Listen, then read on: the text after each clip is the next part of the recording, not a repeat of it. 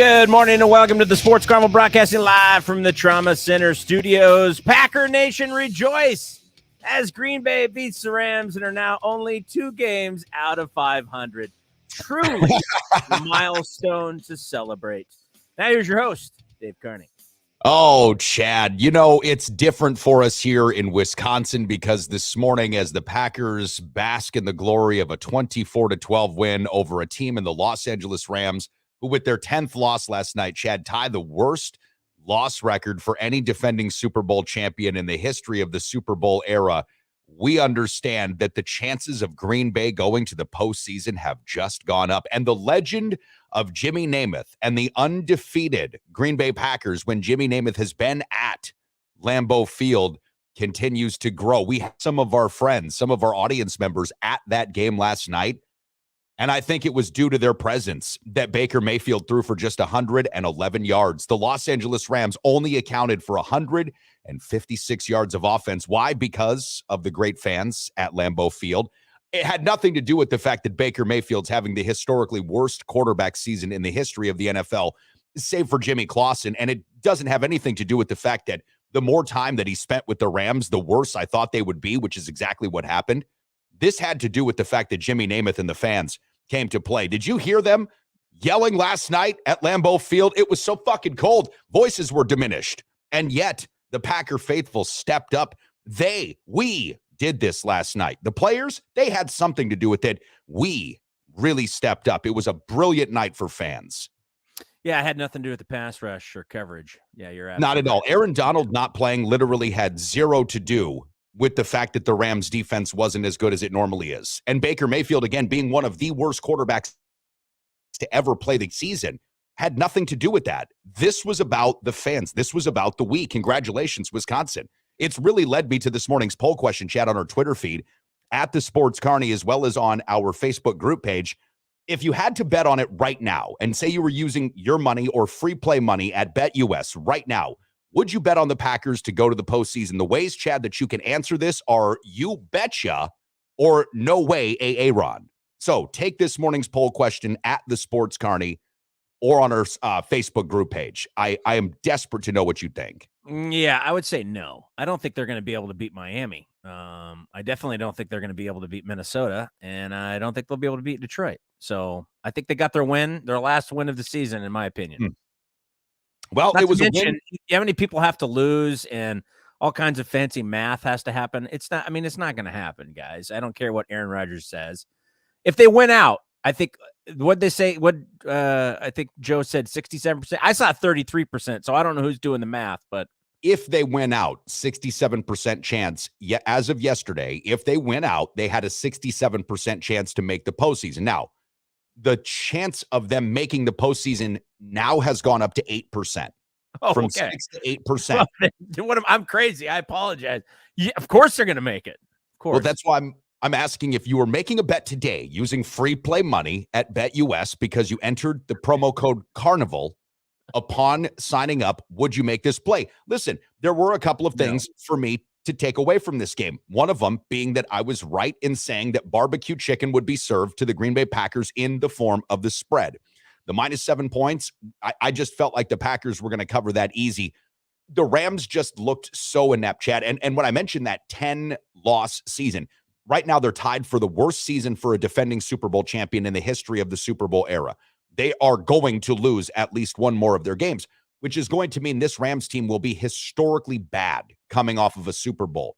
Now, when they set this schedule up back in, what was it, March or April or May or something, this game looked like it was going to be great between the Rams and the Packers. Monday Night Football, Lambeau Field, middle of December, Super Bowl champion Rams, Super Bowl hopeful Green Bay Packers, and both of these teams had 9 combined wins going into last night. So this game did not age well on the schedule, but the Green Bay Packers needed to win it. And I really did think they were going to win. Now, to your point, the rest of the Dolphins, the Vikings, the Lions, those will be tough games. And all of those teams, by the way, will be having something to play for. So that will be an interesting thing to see unfold. Well, Miami and Detroit have more to play for than Minnesota. I guess Minnesota's just playing for overall seeding, right? I mean, because they're already in the playoffs. So yes, but it's the Green Bay Packers. Right. No, but I mean, definitely Miami has to win. Yes. Detroit has to win.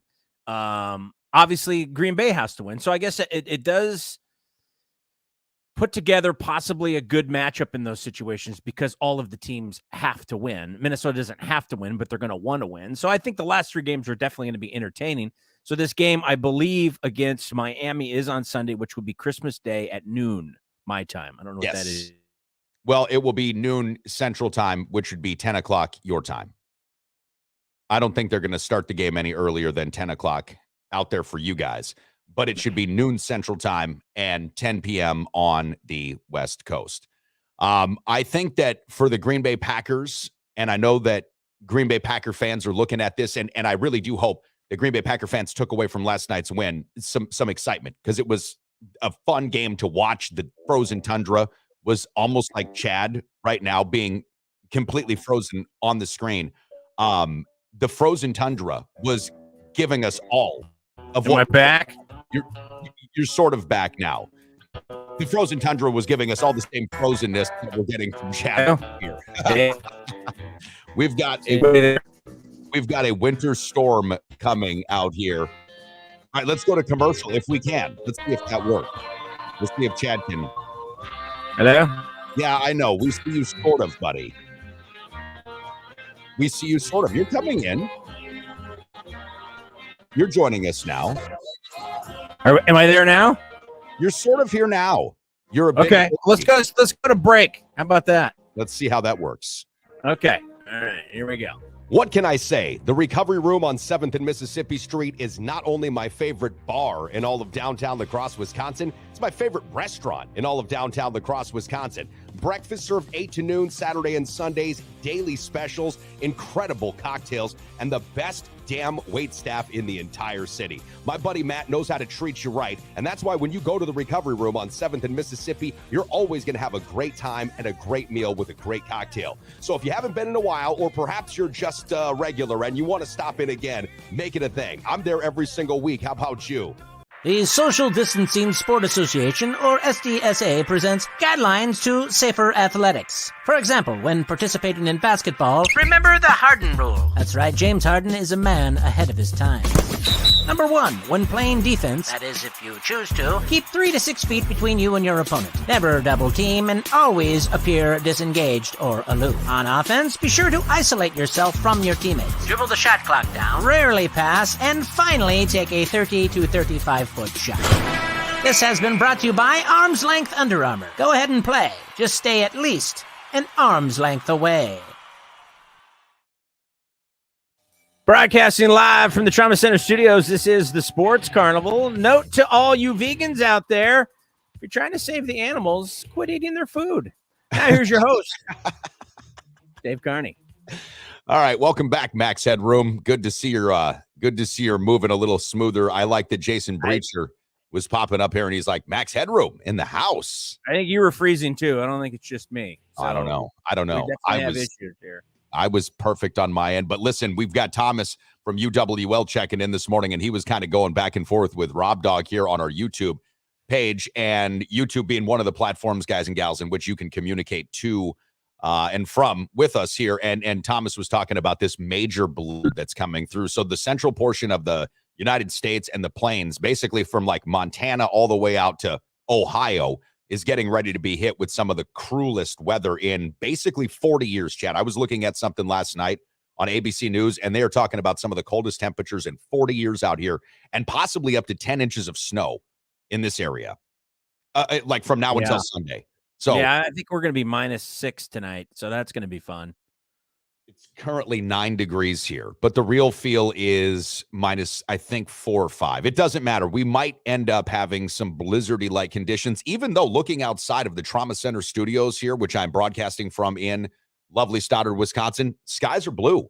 It's a blue-skied morning right now, clearing up really nice. So hopefully you guys and gals are off to a great start. Thanks for being patient and being with us here on the Sports Carnival. Last night, I mentioned Jimmy Namath, and I believe his sweetheart Abby were down in Lambeau, at Lambeau, I should say, in Green Bay, Wisconsin, watching the Packers defeat the Rams 24-12. We're going to continue talking Packers football. We've got Milwaukee Bucks basketball to cover because going back and forth between these two games last night, Chad, was pretty exciting. The Bucks and the Pelicans played, and Milwaukee got another huge performance from Janus Antetokounmpo, a seminal performance from Brook Lopez, and another real tell that Drew Holiday is as important to this team as probably anybody else is. We've also got Matt Janus, coach of the UWL Eagles. Chad joining us at 8:30, his normal time. We'll talk about the Eagles' final standing in the D3.com polls, and we'll talk to Matt now that he's transitioning from full-time, spending every single waking moment having to put together a game plan. We'll talk to him a little bit about his favorite NFL team, the Chicago Bears, and get Matt's general take on Justin Fields and what he thinks about this young emerging quarterback. It's interesting to me, Chad, because Justin Fields represents one of these new type of quarterbacks that's really taking over the league. You've got Jalen Hurts and Justin Fields, number of these guys that can really move, and that's what the Eagles have in Kaiser Helterbrand.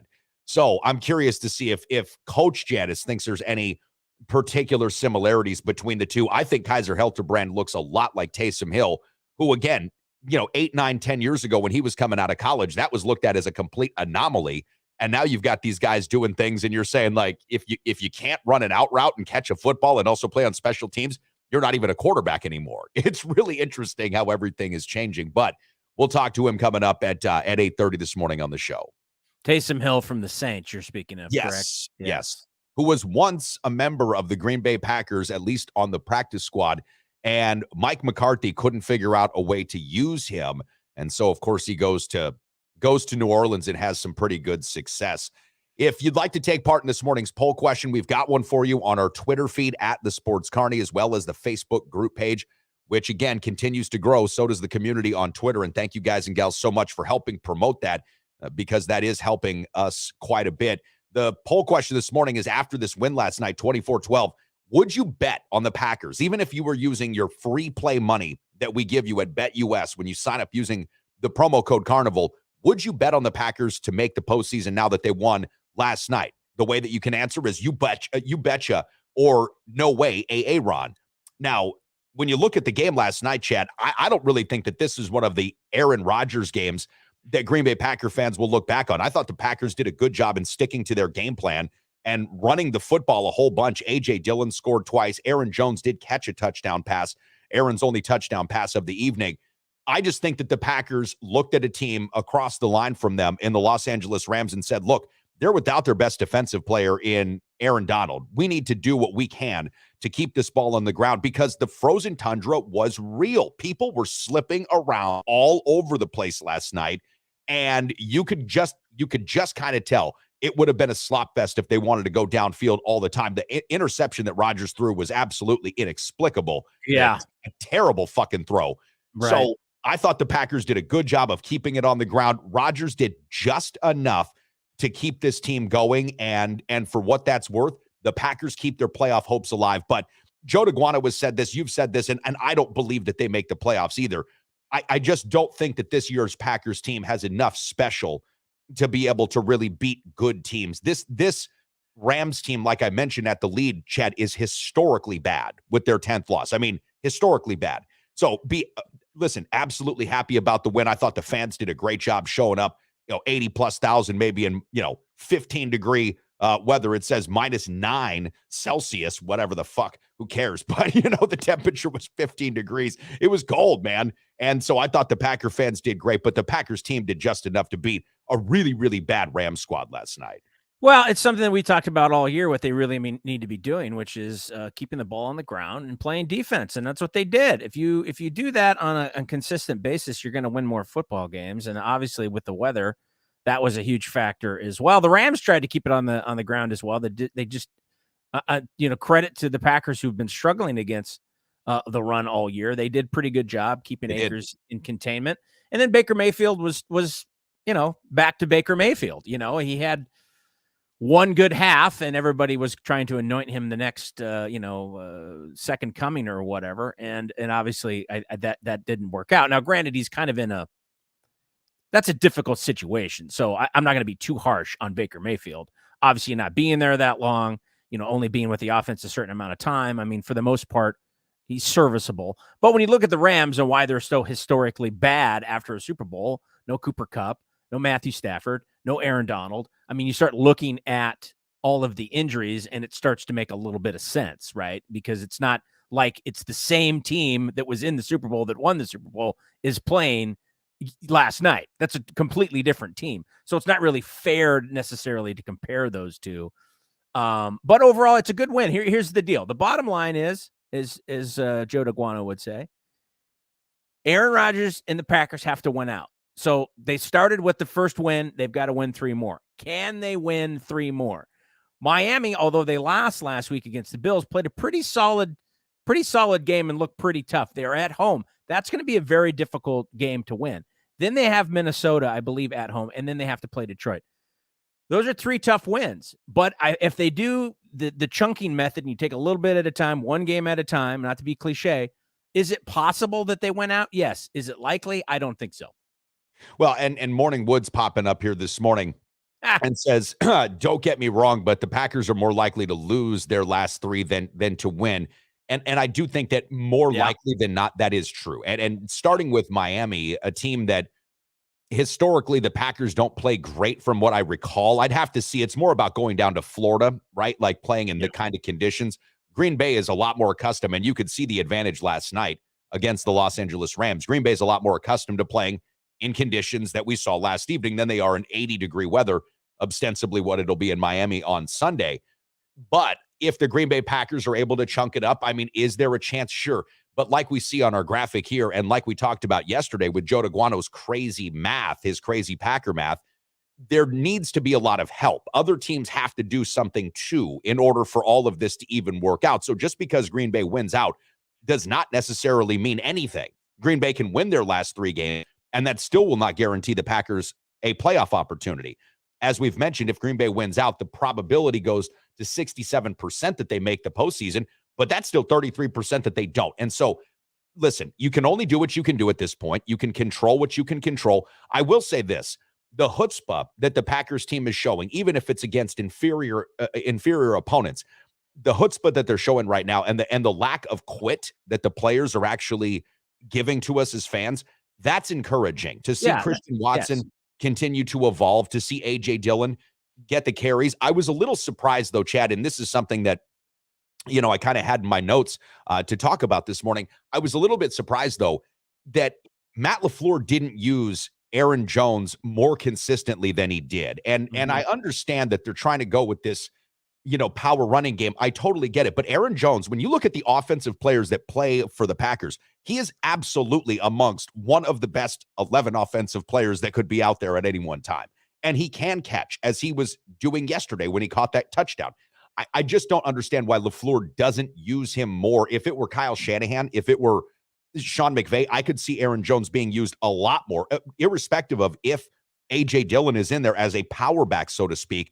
That's one thing that I was looking at last night. If Green Bay if they didn't win this game, if they hadn't come up and won this game last night, I probably would have really wanted to examine more. Is like, why wasn't he using this guy, especially in situations in which you'd think he's better than at least 3 of the players that are out there right now. I do think he ended up with 90 yards, and they did. I mean, it was a 1-2 combo, which I like. I like when, you know, a lot of teams are doing that nowadays, where they have 2 backs that are a little bit different, and they use them both, not equally, but, you know, it's kind of a 1-2 punch.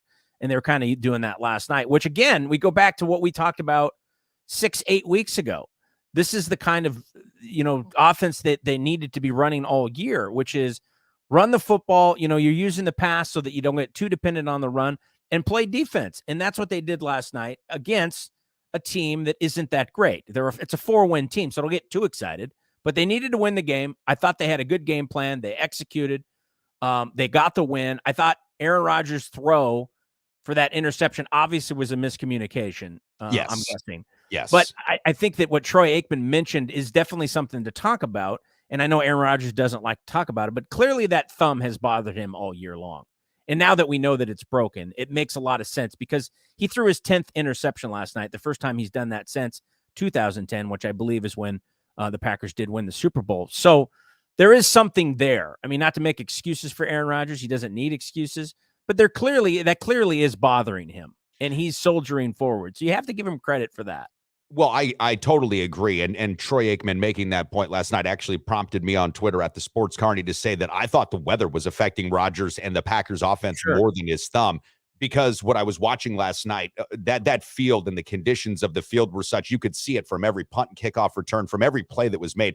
Guys were really having to plant that back foot, and try to get themselves going because it was slipping and a sliding. And I agree that one play was as bad as it could be. And that was definitely a miscommunication. And it just looked like the receiver stopped running, hard to the ball, and Rodgers kind of lofted it. Listen, for what it's worth, and you're right, Aaron Jones, 90 yards on 17 carries, plus 36 yards through the air and 4 receptions. That's a good night for him. But if the Packers hadn't won, I would have really kind of looked at that and said, well, why didn't you run this guy 30 times? Right. Because that would have been my other takeaway. But they did win. And look, at the end of at the end of last evening's game, you could see Green Bay was just trying to get out of there as healthy as possible too. Let's triage this thing and not lose any more players, because for the Rams, you mentioned their team being different. And really a lot of that has to do with injury. We've got no starting quarterback. We've got no starting defensive tackle, best defensive tackle in the game. And then they lost a lot of guys to injury. The Rams last night, they were saying this, have used 14 different starting offensive lines. And the Green Bay Packers are like right there with them as far as having to rotate guys through. Looking at our poll question real quick here, Chad, just taking the temperature. This is kind of like a confidence pool, if you will, this morning on our Facebook group page or our Twitter feed. If you had to put money on the Packers right now to make the playoffs, would you do so? And 80-20 on our Facebook group page says no way, Aaron. And it's really close to that on Twitter, actually. 83.3 to 16.7% are saying no way, Aaron. And congratulations to Key and Peele for creating a cultural fucking phenomenon, by the way, because now Aaron is like maybe even as popular a name as just Aaron is. Well, I'm wondering if there's somebody doing a similar podcast in Michigan asking the same question about the Detroit Lions. I don't know. You know what I'm saying? Because I think that's an even better question. Do you think the Detroit Lions make the playoffs? And if I had to put my money on it, just because, again, we've been tracking these guys. They've won 6 out of their last 7, narrowly losing to the Buffalo Bills, which is one of the best teams in the NFL. Yeah. I think it was 23-25. They seem to have momentum. 28-25. Or 28-25. Yeah. They seem to have momentum. And a momentum that has some kind of, I don't want to sound too new agey or around it. There's something there with the Detroit Lions. And obviously if the Detroit Lions get in, I believe that would eliminate Green Bay, correct? Yes, that is true. And look, the Lions have won 6. Yes. That's kind of what I mean. Again, I'm not trying to shit on Packer Nation out there. And it is possible that they went out and Detroit loses and all of those things happen. But if you're really looking at it objectively and you look at kind of how these wins have happened and the momentum, it seems like there's more momentum on the Lions side than there is on the Packers side. Well, no question. I mean, winning 6 of your last 7, including wins over division rivals like the Vikings, the Bears, and the Packers, those are impactful. I mean, those are basically like 2 wins at a time, right? When you beat a division rival. Yes. The Lions' last 3 games are set up against the Panthers coming up on Christmas Eve. So we've got the Panthers Saturday, Christmas Eve, noon out here, Central Time, 8 o'clock out there for you guys. The Panthers are going to lose this game, I would imagine. If they win, I'd be kind of surprised. Then they've got a home game versus the Bears. That's another one. Could go either way. I'd suggest the Lions probably could win that game. Will they? I don't know. And then, of course, the final game at Lambeau versus the Packers for the Minnesota Vikings. It shakes out like this. They've got the Giants. The Giants, who just beat the Washington Commanders and need that game, are going to pose a little bit of a challenge, but they're at home. Minnesota's at home. I think Minnesota wins this game. Then, of course, they've got the Packers at Lambeau, and they finish the regular season against the Bears in Chicago. So both of those 2 teams, the Vikings and the Lions, have more favorable schedules, I would say, than Green Bay does, having to go to Miami and then face both Detroit and Minnesota at home, 2 teams that have already beaten them this year. But listen, anything can happen. And this season, if we have watched anything go down this season that has acted in concert with your idea of there being a scripted nature to the sports world, it has been this year, because we are seeing some of the most inexplicable shit. And I'll tell you what, you want to talk about narratives, because Chad, you hone in on narratives. And I think that that's important, because this is entertainment. Like everything, even this show, it's entertainment. Okay, the entertainment aspect of this, the narrative of this wants to see Aaron Rodgers in the postseason because, like you've mentioned time and time again, the better off that teams like Green Bay, like Dallas, like New York are in the NFL or in the NBA, the Lakers, the Celtics, the Knicks, the better off those teams are in baseball, the Yankees, Dodgers, right? The better off those teams are, the better off the sport is. And the narrative of this, of course, wants to see Rodgers in the postseason. I don't think it happens. I don't believe as strongly as you do that this is all scripted out. But if there were a grand designer, if Ed Harris, in all of his wisdom, is up there creating this thing for us right now, then I think Green Bay is they've got a puncher's chance. I didn't think Minnesota had any shot of beating the Colts down 33-0, Holy shit. and it happened. So you're absolutely right. I'm just looking at Miami. In Miami, Tua looks like he may be back to his old form a little bit, like he was at the beginning of the season. Raheem Mostert is a load to stop. He sure is. Packers are struggling with the run. Tyreek Hill. I mean, so I just look at that game right there. If you have to win out to get in, let's take it one game at a time. Miami is not going to be, that's not going to be an easy win. I'm not saying that they can't win, but you are on the road. Yeah. You are playing a couple of skilled position players that are very, very talented. They do struggle against the run. As I said, Tua looked better last week. Granted, they lost, but he did look better. Oh, he looked fantastic in my estimation. I couldn't believe they scored 29 points on Buffalo in that weather. Yeah. I could not think about that. Yeah, I mean, if you factor the weather in, factor the weather in on top of that, I mean, that was actually a really good game, and that could have gone either way. And Buffalo struggled a little bit, but obviously in the second half, they put together a pretty good run, and they show why they're probably one of the best teams in the NFL. But I just don't think this is an easy slam dunk on any of these three games they have left. I mean, if they had to play the Bears the next 3 weeks, then I would say, yeah, then they have a good shot of winning out. Yeah, but they're not. Well, and that's the unfortunate part for Green Bay, like we just mentioned, right? Because they're two opponents that they really need to lose these games in order for the Packers to also make it are both playing the Bears in the next 3 weeks. They're both lost 7 in a row or whatever they've lost. Yes, Chicago is and I Sorry, feel Rob bad. Doug, but Well, and I feel bad because that's how we're going to lead Matt Janus into the program. I fear at the same point too, who's going to be joining us coming up shortly. And as a Bears fan, the Bears are just not constructed to win this year. And they understood that when they traded away their best defensive players. They needed to see what they had in Justin Fields, and they're finding out that they've got something. This kid's already rushed now for 1,000 yards in the season. Okay, he's got an arm that's developing. It looks like he's going to get better in that respect. So the Bears, no, they're not going to win. The Packers don't have an easy road. They really don't. And listen, the Detroit Lions, for whatever it's worth and however this season shakes out for them, because they very well may not make the postseason as well. That's outside. That's an outside chance. But they will be playing for their collective contracts, for their collective lives when they play the Green Bay Packers.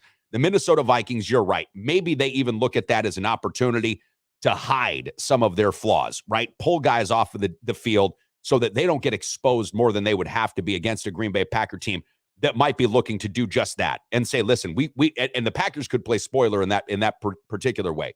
We might not make the playoffs, but we'll show you how to beat the Vikings, right? The Minnesota Vikings might want to pull some of that off the field so that they don't give teams right before the postseason more tape, because the Vikings were already talking about possible wholesale changes to their fucking team's offense before they win and come back down 33 points. So the Vikings, the Lions, these are two different kinds of teams. Miami needs to win.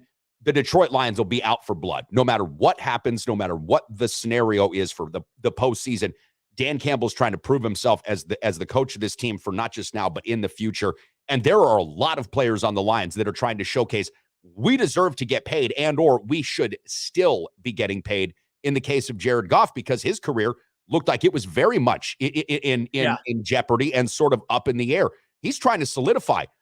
I don't want to go anywhere, right? Please don't draft somebody in the first round of the first round of the draft that's going to take my job, man.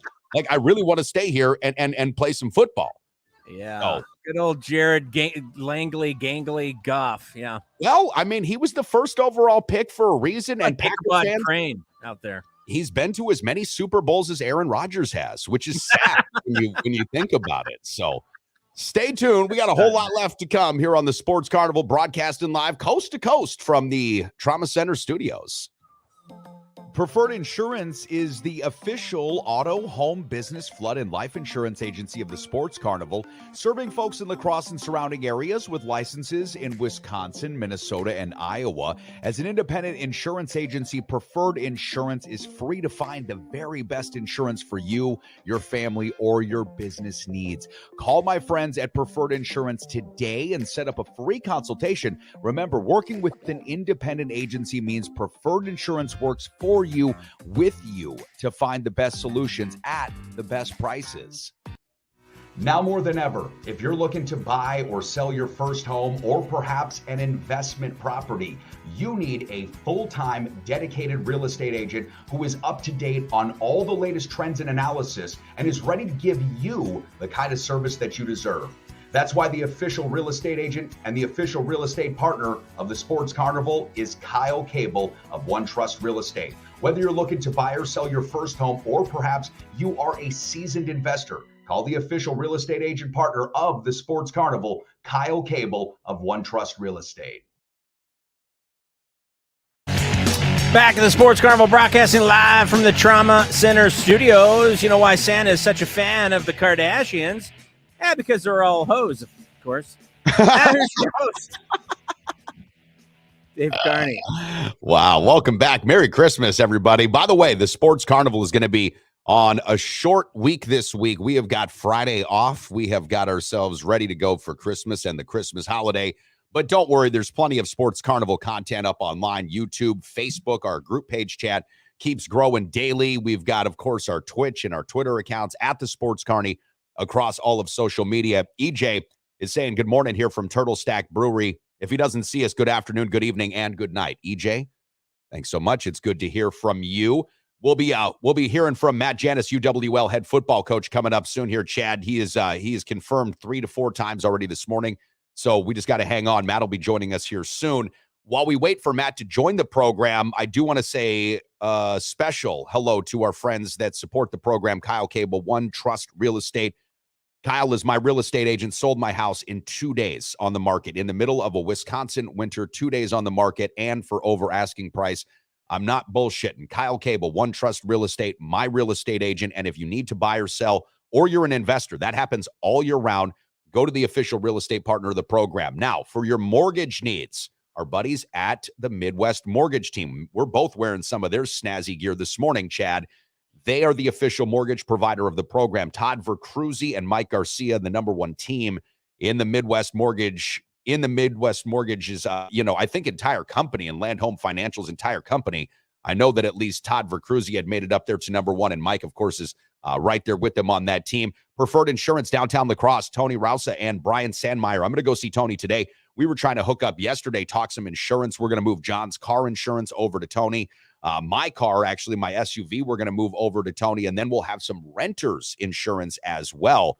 So if you need home insurance, if you need auto insurance, if you need business insurance or flood insurance, the official insurance provider of the show is Preferred Insurance. Our good friend Sean O'Neill at the O'Neill Law Firm takes care of our legal needs, Chad, domestic, and of course, bankruptcy, family. He's our go-to guy. Joe's Helping Hands Landscaping is another company that I want to talk about here briefly because, Chad, they've got an opportunity. During the wintertime, if you're looking for some extra part-time work, and maybe you're a student at the universities, you want to work a couple hours, remove some snow, Joe's got good paying work for you at Helping Hands Landscaping. So we're going to get a couple of more details from Joe coming up here later today, and I'll post it on our social media feeds. But if you're looking for some extra work, and like I say, you're a student, you've got some extra time, it doesn't need to be, 8 hours a day. This can be flexible. It can work around your schedule. Give Joe at Helping Hands Landscaping a call. And if you need his information, perhaps you have a hard time finding him, no worries. Just reach out to me directly on one of the platforms at the Sports Carney, and I'll help you out with that. Matt Janus, UWL head football coach, joining the program. And Matty, I was just talking about Joe's Helping Hands Landscaping, needing some extra help for the wintertime. Oftentimes, college football players for the university have removed snow. They love working out. They love making some extra money. If I send you some info later today, would you be good enough to maybe pass it around to guys that are looking for some extra work during the off season? Heck yeah, they got a lot of snow. We got a lot of snow coming. So yeah, let's go. Yeah, Okay. pass it off. I'm sure that they're always looking for something. All right, good stuff. Because Joe was asking me yesterday if he thought maybe, just maybe, there'd be a way that I could bring this up to Matt Janus, and I said, you know what, Joe, I've got this one platform. I'll talk to him about it tomorrow morning. How you doing, man? I'm good. Sorry, I'm a little late. Got locked out of my office. Brought the wrong set of keys today, so I was running around Mitchell Hall here trying to chase down the custodian so I can get in. Well, that's good. You don't ever feel like that you just got fired though when that happens, do you? You No, show up and the doors locked. Lock. We did so good this season though, man. We did so good. No, I switched the keys with my wife, and just totally forgot I didn't have my keys with me, my office keys. Well, listen, dude, we appreciate you being with us, and shout out to Mitchell Hall. Was over there last week, watched a UW men's basketball game. Coach Kent Dernbach just does such an incredible job with the team. They ended up losing, unfortunately, to St. Mary's, but UW's got another big game coming up this week. I believe they're playing against Augustana, right? Yeah, they got Augustana, so I know they sound like they're just kind of struggling a little bit from shooting, but they'll get that. They'll get back on track here, and obviously kind of one big last one before that Christmas break. Yeah, Christmas break, and then we dig right into some good conference basketball here in the WIAC. Chad, speaking of the WIAC, if you'd be good enough to bring up this little final WIAC shout out here for the Eagles, at least with respect to the D3.com polls. The Eagles, Coach Janus, finished the season in the final D3.com rankings, number 12 overall. You know, talk to us about the final rankings. Talk to us about the playoffs for those that weren't able to keep up or keep, track of all the different teams and how it went. Give us that final breakdown of the season looking back, who won the championship, all that. Yeah, obviously, not obviously satisfied with that ranking, but we have to finish in the playoff game. We have to play a little bit better, and obviously the team that we lost to, Wartburg, they advanced all the way to the semifinal. Ended up losing to Mount Union on Mount Union scored on I want to say it was like the last 30 or 45 seconds of the game, kind of the go-ahead touchdown there. So it was a really good game there. And then, then North Central just won the national championship on Friday. They were able to beat Mountain Union. I think North Central kind of jumped out a little bit early and kind of thought they were going to kind of blow it away, put the hurting on them, but Mount Union did a great job kind of sticking with them and actually ended up being a really good game and kind of back and forth. But, you kind of look at that whole season and you wrap up the whole season and you're just like, we're right there. And we know that, it just, we got to take care of some things to get a little bit better seating so that maybe we can get a home game. But we're playing and where we're playing and then the level that we're playing at, we are what we feel a top 7, top 8 team in the country here and playing that kind of football. And, just excited to keep this thing moving along. And obviously, we lose a tremendous senior class here and a lot of guys with some experience. But, this is now going to be our third recruiting class together as a program. And so we're really excited about the future that we have, the pieces that we got coming back, and then the future, guys that are now heading into their junior year and expected to be big time players for us. So, told the staff the same thing, after that game, as much as that first round game still hurts us. I know for a lot of the staff, like they haven't tuned in all that much because it's painful to kind of watch the end of the playoffs, knowing where we were at, knowing how our game went. But I tell the staff the same thing, like we're doing everything right. We are. And now we just got to make those plays in those big time games. It's a play here. It's a play there in those big time games. But you look at what we've done the last 2 years. We've gone 18-5. We've qualified for the playoffs twice. We've won a conference championship. Like we're doing all the right things, and we just got to keep taking those steps. And I think a lot of times, in college football, people think, well, you just jump from here to there, or if you just hire a new head coach, you'll jump from here to there. Like there's steps and there's a process that you have to go through. And you look no different at North Central. Like they just won the net. Like they went through all that. The last 5, 6, 7, 8 years, and they took all those steps and they were able to do that. And so we're doing the right things and just excited about our future here. And obviously to hop into the off season with our guys come next semester and get piecing away. And we got a lot of good things. We got, obviously to get into our off season program, but we're also going to Italy in the spring. And so we're going to take a foreign trip as a team and get an opportunity to play some foreign opponents, some Italian clubs here. And so we're going to get that kind of that kick that kickoff a little earlier than one would kind of expect, and that adds more spring ball practices on for us for those guys that are going, and obviously gives us a chance also to see Italy and get a chance for our guys to see Europe a little bit. So we're going to get that jump on next year really early here this year. No better way to get a kick than to go to a country shaped like a boot. So that makes a lot of sense. There we go, Chad. There we go. Yeah. How'd you guys get that? How do you set that up? How does that work to be able to process? Well, I mean, number one, to get the funding to go, and then set up the schools or whoever you're going to play in Italy. That's interesting. I've never heard that before in a smaller school like you guys being able to do that. So every 4 years, the NCAA allows you to take a foreign trip that can be football related, where you can play. I believe the rules are up to 3 games. I think we're going to try to end up playing around 2, and then you get some additional practices with that. It is the players have to fund it themselves. So I can't, as a football program, put it on them, or I can't cover all of that. Now they have some fundraising opportunities that they're working on. Like we already got one of our kids, Mason Herlitsky from Central's already fundraised the heck out of it. He's hustled everybody. I think he's got his trip kind of covered for already. So our guys are working on some fundraising opportunities to try to knock some of that price down, but they have to cover a little bit of that. And I wasn't sure when we initially signed up for it, because we were actually, Dave, under Mike, we were supposed to go to Germany. And then, we had that transition, and then we were scheduled to go to Germany 2 weeks before COVID broke out and the world shut down. So we actually ended up canceling that trip. And so we kind of put it on hold for the last year. And it's something that I really want to do. I did it as a player, and it was absolutely awesome. I got a chance to go to Germany and do it, and you tour around. It's like being on vacation with your best buddies, and you get to kind of have that experience seeing a foreign country. So I wanted our players to have that experience, and I wanted our players to do that. So we signed this thing up with Italy, and so it's a little bit of a process. Wasn't sure how many guys were going to sign up, because obviously they it's on them, right? You got to pay for it, you got to fundraise for it, and and we have 84 guys signed up. Our almost their entire team is going. So it is going to be I'm oh my God, 80. I thought it was going to be 40. I thought we were going to have guys going both ways. We got 84 guys signed up. So I'm really juiced for it.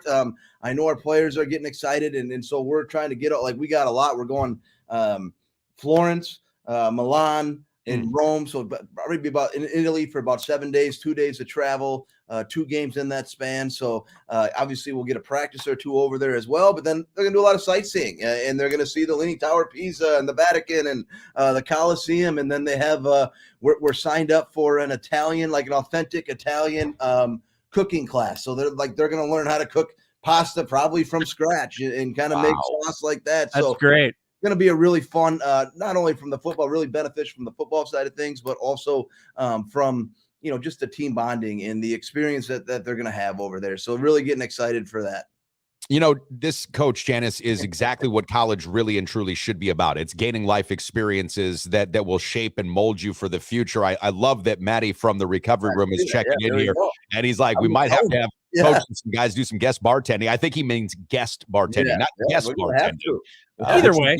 That would be a totally different game. You start taking these shirts off, raise some funds for the trip. It's a fantastic idea. And I know that the recovery room would be happy to host you guys. Listen, when you think about this trip too, and 84 guys going on the trip, the ability for you to jumpstart the season has got to be looked at as an incredible opportunity by the staff. And, this transitions me into a question that I wanted to ask you, because we're watching a number of different NFL teams really kind of mold their offenses after college teams, right? And that didn't used to happen like it does now. And we're starting to see coaches get smart and be like, hey, I'll just do what he did in college as opposed to try to change everything to what I'm trying to do here. Okay, fair. So you've got a kid that's going to play quarterback, and I'm assuming he's going to probably get a ton of the first team reps. I don't know how you'll divide that, but that's Kaiser Helterbrand. And I'm looking at guys like Justin Fields for the Chicago Bears, a team that is, at least from what I recall, your favorite. We're looking at Jalen Hurts. We're looking at a lot of these guys now, Coach, that are really starting to use their legs as a primary weapon. You got, guys like Lamar Jackson and even his backup, Tyler Huntley. Do you feel that there are some similarities now between Kaiser, at least in certain ways, and guys like Justin Fields? It's like Jalen Hurts, Lamar Jackson. I've mentioned Taysom Hill because of the fact that he plays, so many different roles for you. And that seems like one of those Swiss Army knives. But even Taysom Hill, when he came out of college, and I think he played in Utah, he was not looked at as any sort of realistic pro prospect. And now that hasn't aged well. The scouting report has not aged well because Taysom's carved out a really decent career and has made himself a lot of money with this ability to do things. Do you see any similarities there? Well, with Kaiser and Fields, a little bit, yeah. I mean, obviously, like they both have the speed, they both have the athleticism. I think Justin Fields brings the same thing. I think he's just tough. I think people look. They have that kind of that leadership quality that you want, and obviously, anytime and speaking as a defensive coach, like. Anytime the quarterback's a threat in the run game or even just a scramble threat, like that becomes an issue. And you look at like the NFL, okay, they're going to play cover one. They're going to play a lot of man under two deep where backs are going to be turned underneath. And, that makes it scary. That puts a lot on your defensive line to be able to make sure that you got good pass rush lanes, that you keep that quarterback, bottled up. So, yeah, I do think there's a similarities with that. And obviously, you see with Jalen Hurts. And, I just keep thinking of like the Packers game, right, where they played the Packers, what was that, 3 weeks ago, and they just hammered them with QB run game and just some of that. And again, like because it's a defense, like if you're going to play cover one and there's going to be a threat of a quarterback run game, like you don't have an extra player on the quarterback. Your extra player is sitting in the middle of the field at 20, well, in the NFL, 25, 30 yards at times, right? So, that's a lot of sense of why we play our base defense and we play quarters so that we can always – make sure that we have an extra guy on the quarterback and that we have that. But yeah, I think there's a lot of similarities. I think, I think Kaiser, like it's the same thing I think about with Justin Fields. Like it's great that he went there 1,000 yards. I worry a little bit sometimes about the hits that Justin Fields takes. And is he going to be able to sustain that? And I think he is. I think he's still developing and growing. Like I think there has been that growth this year that people and Bears fans wanted to see out of him. He's still got to learn to grow as a passer. But when you have that run game element, it just makes it just that much harder as a defense. Well, the Bears are going to make it hard on NFC North opponents next year. We had Joe V check in with us yesterday, said the Bears have 9 draft picks, $120 million of free cap space. They can buy themselves a new team. Coach Janus, I appreciate you joining us this morning. I'm sorry you got locked out of your office, but thanks for being flexible. And listen, running around looking frantically, for the custodian, like in Jerry's, Jerry's like, you got to look all over Mitchell Hall. You don't find him in the right spot. And I'm like, oh God. The staff deserves a big shout out too for coming up clutch in the assist department for us. Thanks a bunch, my friend. We'll talk to you next week here on the program. Have a great rest of your day. Go Eagles. Thanks, you guys. Thanks, Dave. Thanks, Chad. Appreciate it. Go Eagles.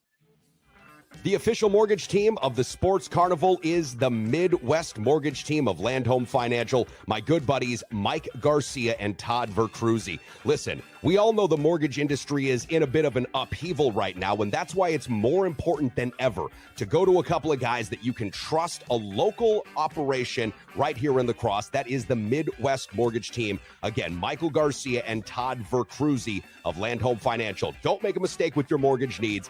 Go to the official mortgage provider of the Sports Carnival, the Midwest Mortgage Team, Mike Garcia and Todd Vercruzzi. Hey, it's time for koozies, hot tub, and jacuzzis in downtown La Crosse. Whether you're looking to relax after a hard day's work, or maybe you're up for a little soak and poke, we got you covered. That's right, when you're in the market for a hot tub or jacuzzi, all you have to do is call the Coos. 555-SOAK. That's 555-7625. Soak and poke is a slang term for hot tub sex. Please practice responsibly. Back to the action live from the Trauma Center studios. This is the Sports Carnival. Love this John Wayne quote. He says, "Life is hard. It's even harder if you're stupid." Now here's your host, Dave Kearney. Wow. All right. Well, I'll try not to take too much offense at that. Life has been fairly easy, so I've got to say that for what that's worth, I feel a relative amount of intelligence.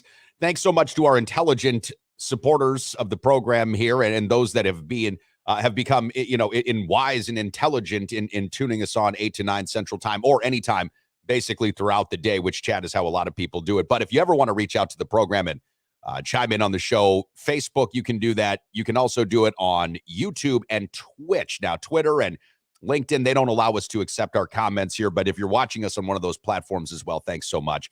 I see that EJ checked back in here from Turtle Stack, and Maddie from the recovery room was saying that the Eagles players and Coach Janus could have a fundraising opportunity, do a little guest bartending, raise some money for that Italy trip. EJ says could do a night at the tap room to raise some money too. Turtle Stack Brewery tap room now, that's a heck of a place to do it. I think that'd be an idea as well. That's a good spot. I was going to ask Coach Janus, I wonder if he has vetted it enough to know that when he shows up that he's got to kick a round ball and not an actual football because he's going to Italy. I think he signed up like, we're going to play a football game. And then like, he's like, oh God, this we got here. Looks different. What is this round ball? What am I doing here? They're like, well, you guys, this is the pitch. And you're saying, oh, fuck, that was the wrong trip. Listen, in all seriousness, though, what a great opportunity for these kids. Awesome. I did see something about this on Facebook. I forgot to ask him about that. Wow, what a trip and what an experience. 84 players. That's impressive. That's really impressive. Chad, it's a really good segue too to something that was impressive last evening. The Milwaukee Bucks defeating the Pelicans. The Pelicans with Zion Williamson were a team that we looked at last night and yesterday morning as one that was probably a little too threatening to bet against. The Pelicans were 2-point favorites.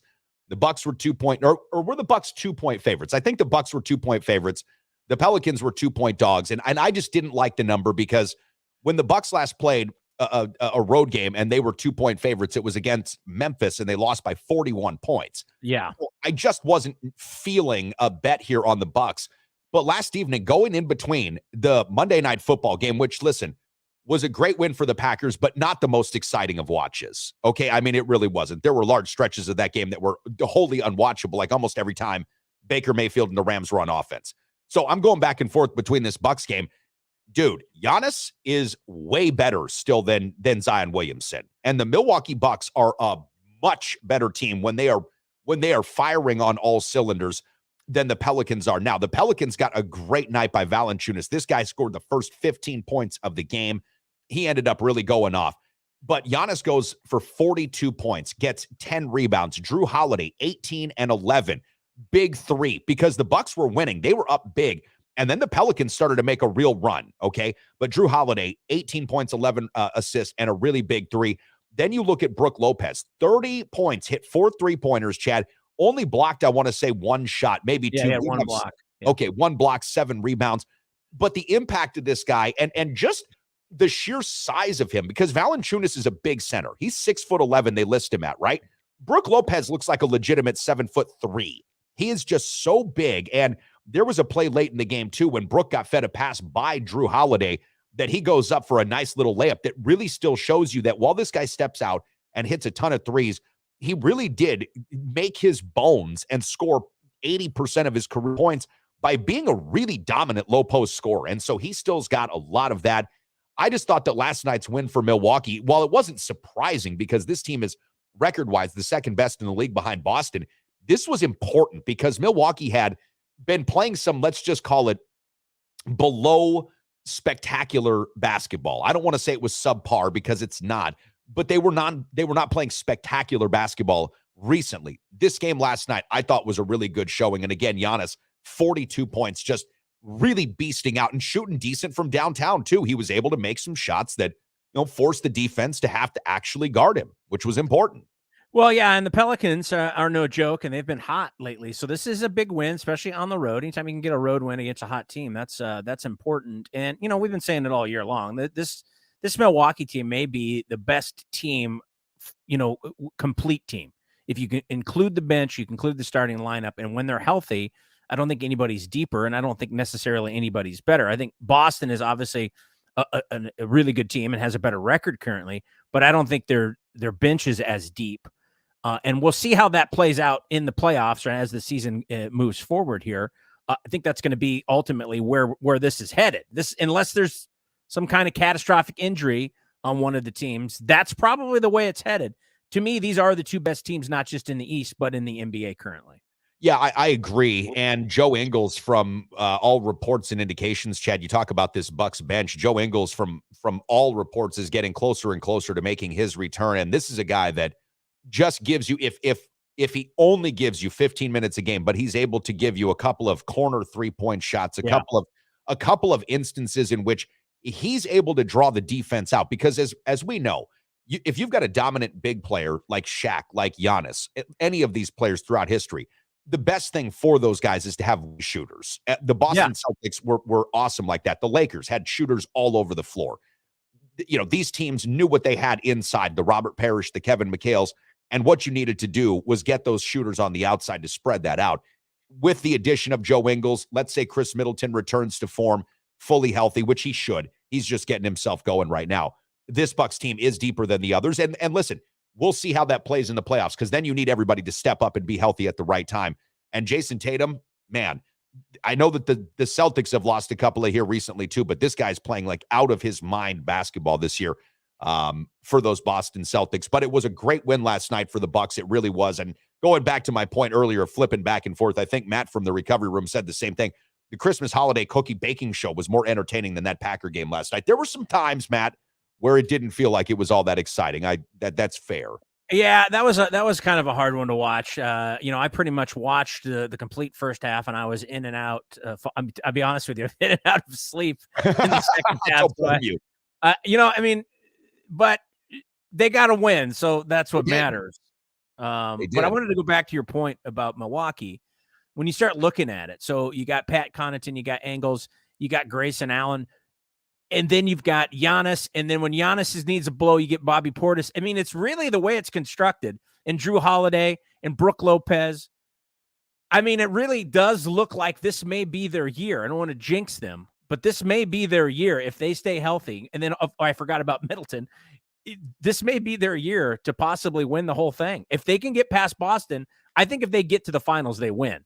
Because I think they can match up with anybody and beat anybody in the West. I think their toughest opponent's going to be the Boston Celtics. I agree. In the Eastern Conference, Boston, the New York Knicks are coming on, but I don't think that watch out for the Knicks. Yeah, they are not ready yet, though. I don't think in the postseason they would have what it takes to be able to do either Boston or Milwaukee. I largely agree with that point. I think that in the Western Conference, what we're starting to see is the Phoenix Suns separate themselves a bit. Last night without LeBron and without AD and without Russell Westbrook. It wasn't a game that anybody should have really paid too much attention to. I saw it for a moment on NBA TV, but the Phoenix Suns beat the Lakers by like 3,465 points. The Dallas Mavericks are not going to be there at the end. Last night, Luka Doncic got kicked out of the game in the third quarter for arguing with the officials. He got himself ejected. There's just still something about Luka, and this is the thing. He's been in the league for so long, it feels like he's an aged veteran. He's 23 years old. This is still a child, right? Like, he has just been playing a pro-level basketball since he was 16, so it feels like he's been around forever. I don't think Dallas is ready, and losing Jalen Brunson is a big blow. The Warriors are in shambles. So I agree. The Eastern Conference, this is something that's really kind of surprising me in some ways. Take away the Warriors championship last year. The Eastern Conference feels like it's going back to something that it resembled in the 1990s, the 1980s and the 90s, when it was the beasts of the East. You had these big, dominant teams, largely led by Boston and Milwaukee, who did have the two best records of any of the Eastern Conference teams in the 1980s. It's interesting how secular sports is and how things come back, even if it's been 20 years. Yeah, and the 76ers obviously were a big part of the... And they're good, too. And listen, they're good, too. And they're a decent team as well. Yeah. I just think right now, I think, obviously, it's very, very early, right? And now you do see some injuries that are taking effect on certain teams. Golden State's kind of lost right now, especially without Steph Curry. They were a little bit lost before, but without Steph Curry, there's no engine there. They need him desperately. But I think really ultimately it's like all leagues in all years. The team that stays the healthiest, that's constructed the best, that has the best bench, is generally going to be able to win out. And I really think, again, I don't want to jinx them. I really think Milwaukee, and of course I'm pulling for the Celtics, but Milwaukee's looking pretty damn good right now. Yeah, they are. I love Joey Miller. I'd love to see a Bucks Nuggets final. I forgot to mention this. So we saw Nikola Jokic with that historic line. He had 40 points, like 27 rebounds and 10 assists. Domantas Sabonis last night for the Kings also had 28 points, 23 rebounds, and 7 assists on the Charlotte Hornets. So when you score that much, and it was a great game by Jokic, like nothing to take away from him. But I told you, Joey, I was like, that Charlotte Hornets team plays no fucking defense. And They showed that last night. Thanks to Matt Janus, UWL, for coming on the program.